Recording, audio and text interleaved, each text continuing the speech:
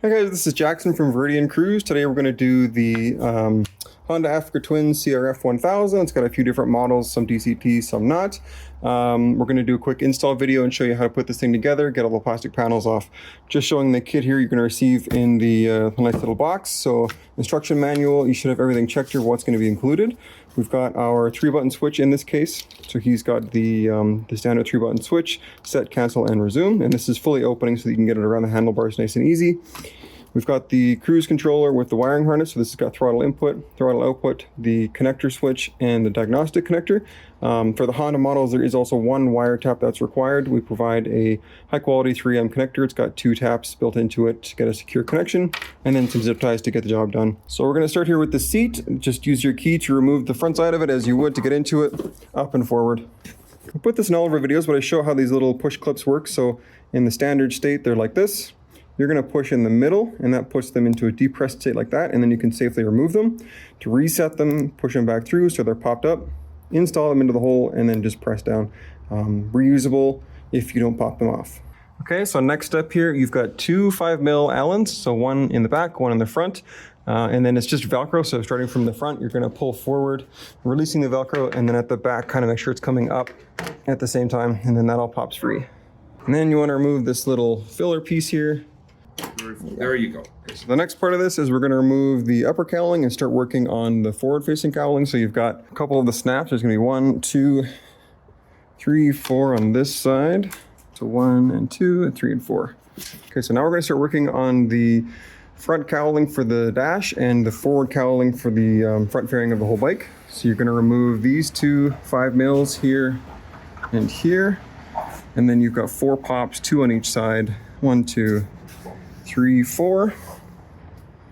And then coming around to the front of the bike, you've got a bunch of pops here. Thank you. So you got 1, 2, 3, and then 1 underneath, kind of facing upward right here. And then the same on the other side. So 1, 2, 3, 4 there. You will find a Phillips screw on each side here. These do not need to be removed. An optional thing that just helps retain the plastic together, these 2 pieces. So now when you're working on the side panels, they are just all snaps that need to come out. So they're all going to come towards you. There's kind of 1, 2, 3, and there's a 4th one right at the front. So gently just pull away, working your way from the bottom upwards. And then at the top, these kind of slide in with these tabs. So you're going to pull them away as well. And then just slowly work it away. If you've got crash bars like we do here, just kind of work your way around those 2. So now once you've got the side fairings off and this tank protector here, we're going to start working on the release of the seat at the back. So you're going to start with removing the rear seat. So there's 2 5mm here. The whole thing kind of slides forward and upwards. Then next we're going to work on the seat release catch. So there's 2 5mm on each side, and then the 10 mils on each side, and then there's a disconnect for the cable, and then this whole bracket will come out. So this is the hardest one because exactly. Yeah, you don't want to drop those ones. This one you do not want to drop.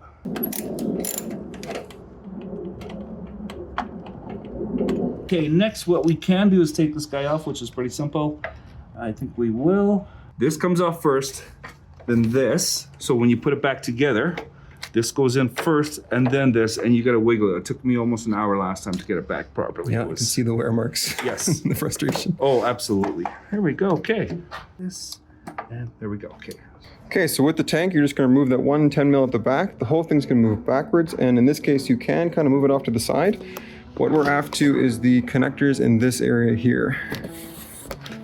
Some of you with very small hands might be able to get in there, but easier just to remove the tank.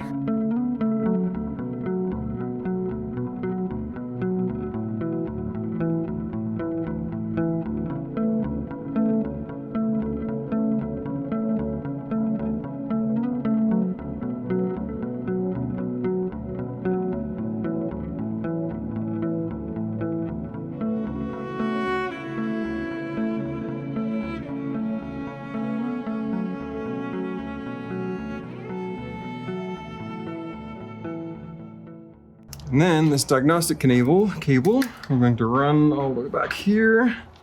So those were the 2 throttle connectors. So you're going to unplug it and put that in series. And then for the purple brake wire, so this needs to be tapped into the black with blue or black with red. So you need to release this big connector here, and on the back of it, there is some snaps. Easier to show once you get it out. So now you've got that mostly free. You spin it around, you can get to the back. What? But you should be able just to pop it out, right? Yeah, it should go up. Okay, there you go. There we go. Okay, so once you've got this connector out, we're going to be tapping into the green with yellow. It's in this corner of the connector. You're going to take your wire tap. Now this guy has 2 in and 1 out on this side.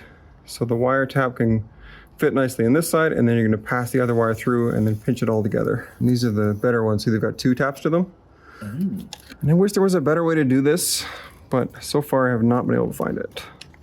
And again, it's only the Honda bikes that need this. They just don't give me that information over the diagnostic. No, and then what I like to do, you can just pinch this, but I find it better if you've got a small pair of pliers. Yep. Because what we do is we're going to squeeze this so that the metal is digging into and you'll feel it snap. So you really want to make sure that's flush. Okay. And then you can close them, but you're like, they advertise you can just close them, but that never works. Oh. So yeah, unfortunately about this job, there's 1 wire tap to do, but other than that, sorry, for the DCT bikes, you will have another 8-pin here with 8 wires and blue tape on it. You want the 6-wire connector. It's a common mistake to do, but there'll be 2 in this area. One will have 8 wires, and we're on after the one with 6 wires. And then now we can do the switch at this point. So we'll kind of leave that as is. We're going to change over to the switch, and then we'll just come back and clean this all up. So now we're onto the switch side of things. We've got the standard 3-button switch we're going to be installing with this bike. So the 3mm screw, that can come all the way out, so you can get that over the handlebars, and then run the wire down the factory lining to that 4-pin connector. Okay, so now we've got the switch installed. In most cases, you'll have to move the brake over just a little bit to get room for it. Whatever accessories you have may need to be moved over, just kind of make room. And this can be fitted on the left or the right side on your preference. Once you've got that installed, we've run the cable along the existing clutch cable. And that's going to run under the airbox and into where we're installing our cruise controller. And so that just goes into the 4-pin connector that should be blank from the controller. Okay, so now we've got the connections cleaned up a bit. We've got the outgoing throttle kind of sitting behind. This is the incoming throttle from the throttle grip, and this is the plug switch, all connected to that bracket. The cruise controller is going to live inside the frame here. We use zip ties to go through the housing of the controller and mount that nicely here. And then the diagnostic cable, you can run that along these brake lines, ABS lines, underneath the frame here, up to the diagnostic port, which is this red connector here. There will be a small cap on that. You just remove that and connect this. The diagnostic port is not required to run the bike normally, just for cruise. So if you need to do some diagnostic while riding, you can unplug this safely and the throttle will still continue to work. You just do not get cruise. So at this point, we'll do a small systems check. So on the cruise controller, there's an LED here, which I've not left in a convenient place to film, but so we can see this is yellow now. The bike is on, not started. If we squeeze the brake, we'll see that it starts flashing red and yellow. That means we have appropriate brake signal, because again, we did that tap here. If this does not see 12 volts, it's not going to flash. Conversely, if you have a brake flasher or other system, you might see this flashing all the time, and that's also going to be a problem. Please get in touch if you need help with that. So on this bike, we can see everything's correct. If we go ahead and turn off the bike, there we go. So now the system's off and we're ready to go.